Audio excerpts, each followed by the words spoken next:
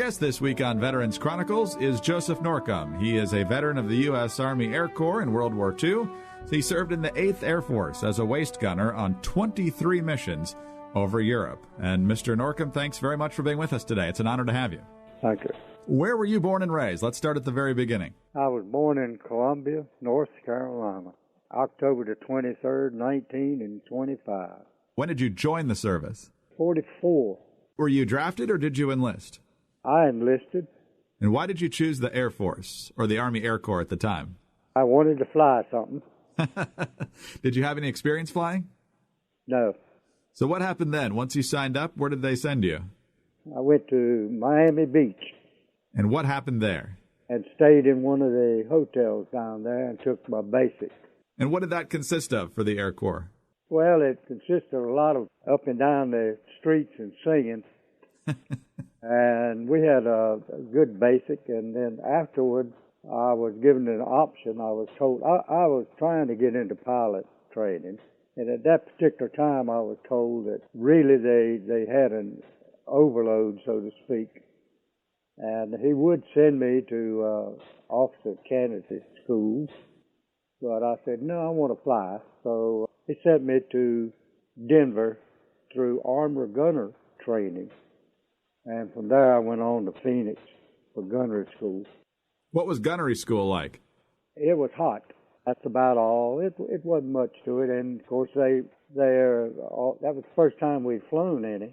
And everybody's always concerned about whether or not you're going to upchuck or not. So they give you all this stuff. But anyway, I made it fine. That's great. Was it difficult to learn how to be a waist gunner? Not really. After I went through the armor school, see, in armor school you learn to take a 50 caliber down blindfold. I didn't have any problem with that. What type of marksmanship training did they have for that? You actually had aerial. They had a target behind a plane, and also on the ground you were in a vehicle that was driven and you shot at targets, on stationary targets on the ground. Is there any way to train for an enemy firing at you? Not really. I don't recall anything like that. At the time that we got over there, we didn't have any fighter problem. Everything we had was flak. And, of course, we had a lot more of it after the fighters got out of the picture at all. So, when were you sent to England?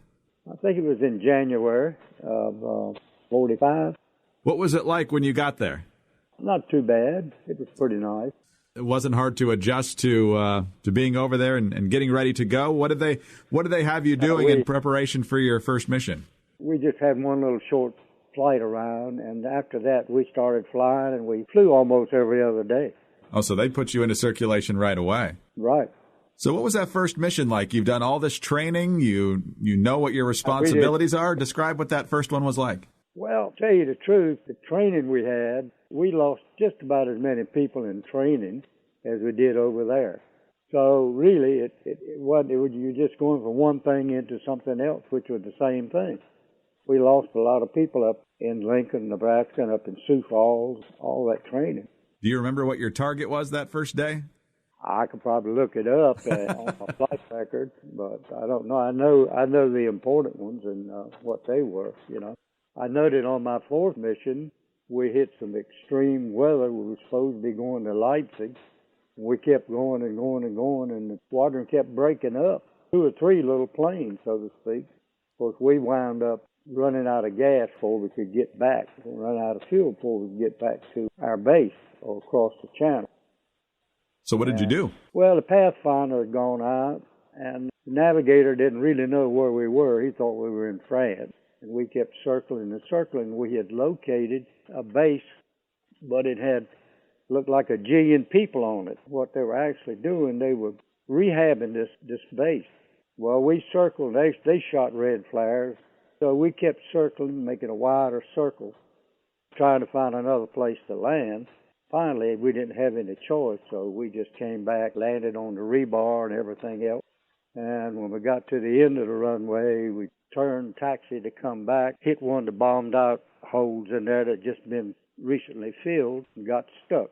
So we got stuck, and we went on into the barracks, and It had just been liberated, and the Limeys, as we call them, had taken over. So they said it would take 2 or 3 days to get us out. We went down and started working on it the next day ourselves, and we got it out first day. And so where exactly was this? Well, you won't believe Courtrai. This is the airfield. It's in Belgium. This is the airfield that Red Baron operated out of. Wow. That place has seen some history for sure. Talk about your mindset on one of these missions. As a waist gunner, what are you looking for the minute you take off? What are you looking for in terms of a threat? What are you looking for in terms of signs that things are going well? You look out and you see the facts, you think things are going well, and apparently they did quite a while. One of the missions we went in on that we got shot up so bad on, we were going to hit an air base, but we were going to fly by it, meander around over there for a while, and then come back and bomb it. By the time we did all that and came back, they literally shot us pieces. We got shot up pretty bad, and so we had to drop out of formation. And we had to come back. We're coming back across they called it the Zuider Sea then, And we were lost so much gas. We had one number 3 engine that was shot up so bad that it was windmilling. The prop was windmilling. Gas, I could see gas just streaming off the wing. So we dropped down real low, and the pilot told us due to the windmilling of the prop and everything to prepare for a ditching or a crash landing, which we did, and then the prop missed us when it came off. The engineer was able to get our fuel to 2 engines, and so we crippled our way all the way on back. That's a miracle, given how much fuel you were losing. Yeah, we were shot up pretty bad. Plexiglass hit the bombardier up front. Ball turret gunner had a small place in his leg, and of all things, the radio operator was crying like a baby. And so I got him in there and put him up on his little old table and cut his flying suit off. And when I got in there, all I found was it was heat. In other words, it burned him to go through and harbor him. So anyway, we made it on back in. That is a harrowing story, to say the least. What was it like when you started taking on all that flak? Are you immediately focusing on how to sustain the aircraft, or are you starting to worry that this is not going to end well? Well, we were a real tight crew, and when we came back over the base, we were given that's standard, I guess, if we wanted to bail or wanted to go in with the pilot. And, of course, we're all tight, and we just going in. So we all went in, always. Talk about the crew. How long had you been together? Did you get put together in training, or once you got to England, how did that work? Yeah, that was it. Everybody was jealous of us because we were a tight crew, and we always flew together. And it wasn't like you don't know who you're going to fly with today or tomorrow. We knew all of our missions. Of course, the pilot made additional mission, and I think the bombardier might, and also the navigator. They all made separate missions, but the enlisted men, all of us, we always flew together with our pilot and co-pilot. So I'm guessing the nice thing about that is that you kind of instinctively knew what each person was going to do. There wasn't a lot of guesswork. Right. B-17, was that the main plane, or did it change sometimes? B-17, RAFAF, that was our plane. It was assigned to us, and it got its name because it was previously assigned to someone in another group, and they got lost, and they had the bombs loaded and everything, so the RAF took off about that time, so they just joined the RAF and went and bombed with them. So when they came back and we got the plane, they named it the RAF AAF. So that's the way it's got its name. We flew in like Earl and several other planes. We flew a bunch of planes other than that before that was assigned to us. And then after the mid-air collision, we lost it altogether. Let's take a quick break here, Mr. Norcom. When we come back, more of your story from your service to our country in World War II. This is Veterans Chronicles. We're back on Veterans Chronicles. I'm Greg Corombos. Thanks for being with us. Our guest this week is Joseph Norcom. He is a World War II veteran, served in the 8th U.S. Air Force in the U.S. Army Air Corps during World War II, and he served as a waist gunner, primarily on a B-17, 23 missions over Europe. And we've been talking about a couple of the more harrowing missions, but there's still at least one to go, sir. You mentioned just before the break that you were involved in a mid-air collision. Explain what happened on that one. Well, as we were going over on the mission, this plane above us kept jockeying back down towards us. And our pilot liked to fly a tight wingtip in there because it's so much easier. And this plane kept drifting back and drifting back. Of course, kept us all kind of nervous, particularly myself. I was looking up above through the hatch at the radio room. And anyway, we went on over the bomb run, and after the bomb run coming back, same thing was still taking place. And all of a sudden, I looked up through the hatch up there, and I saw the wing coming right over top of it, his left wing. And so I just took a dive for the floor. I had on all my flat gear and everything. And when it came across, it hit the right horizontal stabilizer back there and just sheared it off. And we went into a flat spin, so to speak. I couldn't move a muscle with all the cables dangling around me. The pilot was up, and the co-pilot was up, and everybody was up top, except, of course, the tail gunner and the ball turret. So the pilot tried to pull it out. And he did. And when he did, of course, I fell to the floor. But when I did, I was able to look out the waist window and saw the rest of the flight up above me. I didn't panic or anything. It just settled me right down. So I reached over and got a bottle of oxygen and plugged it in. And about that time, the tail gunner back there was getting ready to bail. And he saw me standing up, so he decided to come up there where I was. So we came up. The pilot and the co-pilot continued to try to fly the plane, which they did. Well, after a while, the engineer comes back and asked me if I have any kind of a cord or anything that they could use, and what they were trying to do was go into the dashboard and come back around the wheel so that the pilot and use a tourniquet, more or less, type system. So I broke the 50 caliber down and got a drive spring out of it and gave them the drive spring, and they started flying like that. In other words, they could twist it and so much easier than trying to physically hold it.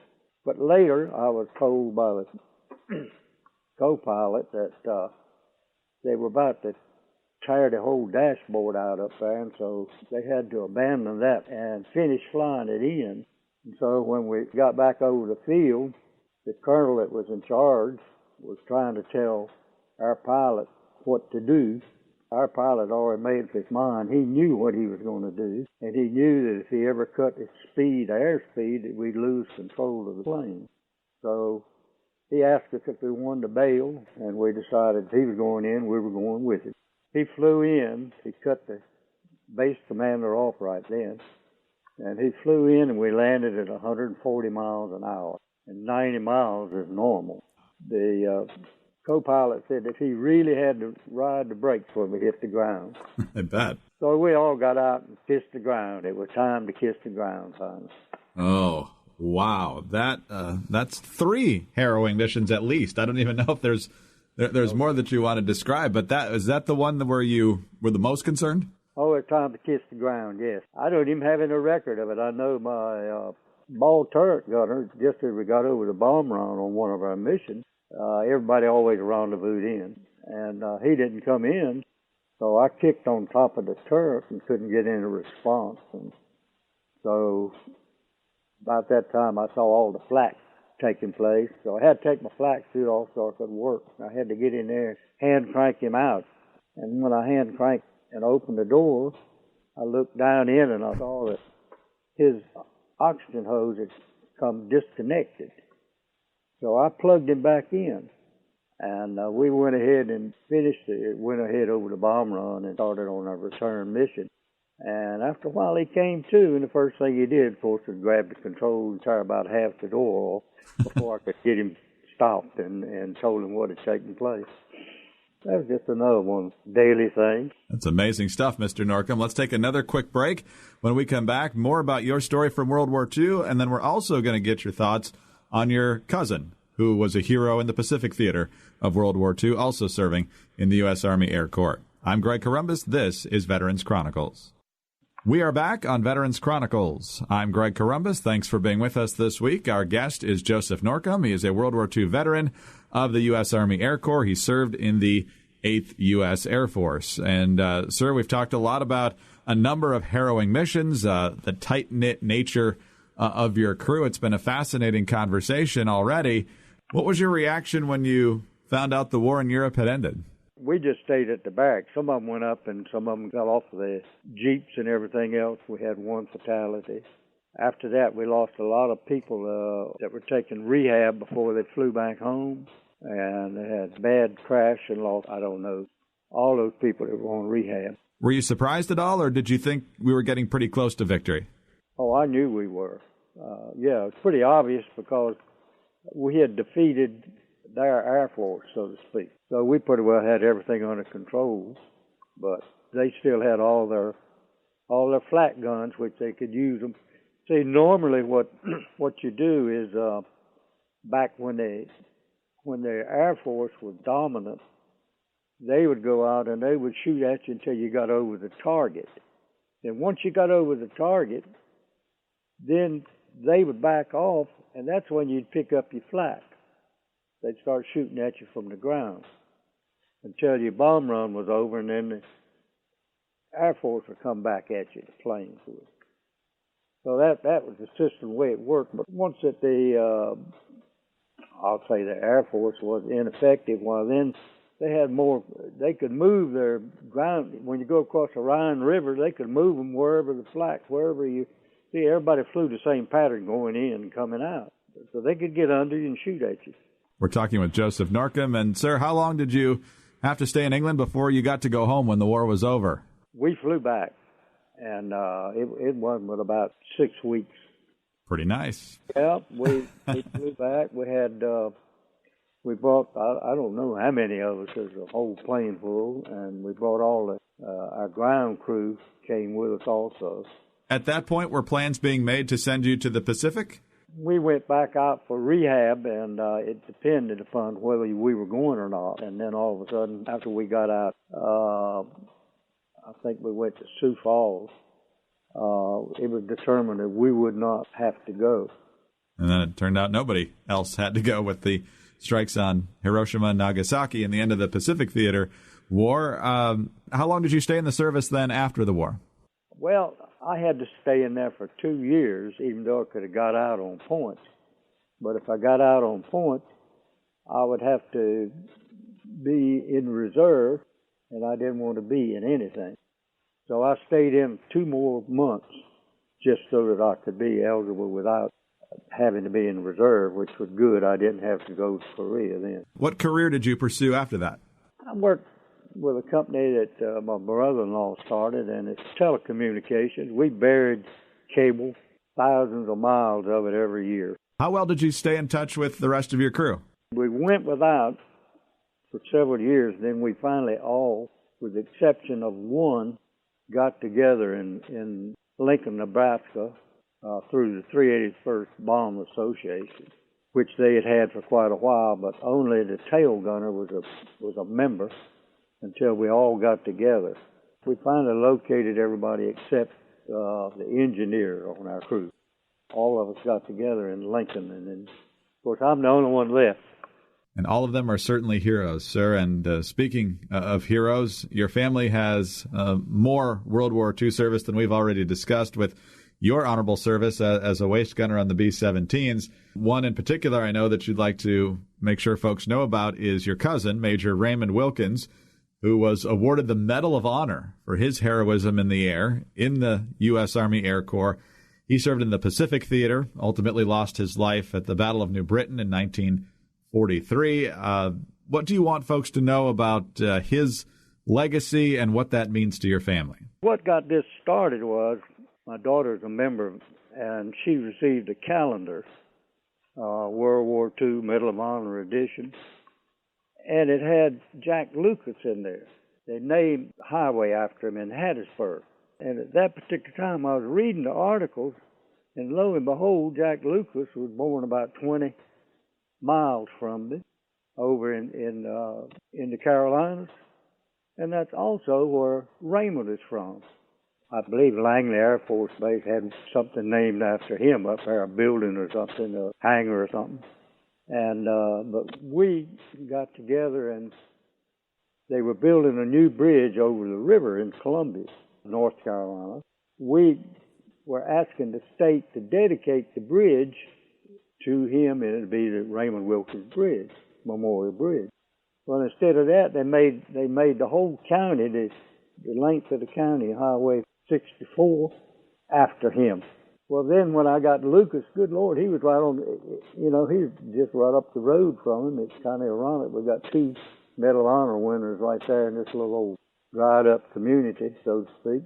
What are you most proud of your service or your family's service in World War II? I'd like to look at the family. I got a brother, I think, had about 3 Purple Hearts. And you wouldn't believe it. He came and visited me when I was overseas, when we were over there during the war.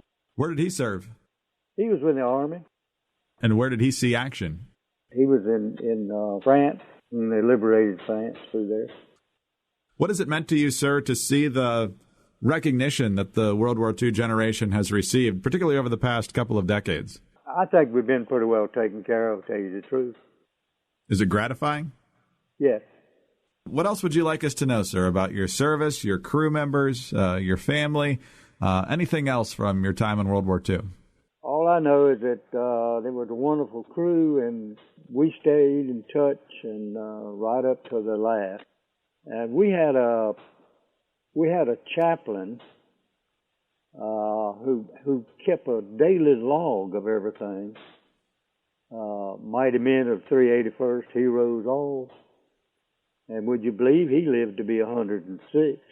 You told us so many harrowing stories from your crew. Talk to us a little bit about your pilot. I believe Brashear was his name. Talk about his skill and what kind of a leader he was. He was excellent, but I tell you what, he kind of catered to his enlisted men in his crew. We'd all go out and get stoned, tear up everything in the country and come back. And they almost took the crew away from him one time. And, Lord, he cried like a baby then. But we got it all back together and went on over. I guess we kind of felt like we didn't know whether we were coming back or not, and we kind of lived it that way. So his leadership and keeping the crew together was critical, and I'm guessing in those moments of crisis that helped you have confidence in him and allowed you to focus on what you needed to focus on and not worry about him taking care of business. I remember one time in particular when we were, tail gunner and I coming back from mess hall. We didn't do a whole lot of saluting, but anyway, the base commander down there, he was a ground person. I guess we walked by him without saluting. He called us down and had us out there sweeping off a bridge as a penalty. Well, you know what my pilot did? He met him down there at the club that night and whipped the devil out of us. Lordy, Lordy. Thank you, sir, very much for your time today, and thank you so much for your service to our country. Thank you very much. Joseph Norcom is a U.S. Army Air Corps veteran of World War II. He served in the 8th U.S. Air Force as a waist gunner, primarily on B-17s, on 23 missions over Europe. I'm Greg Corombos. This is Veterans Chronicles.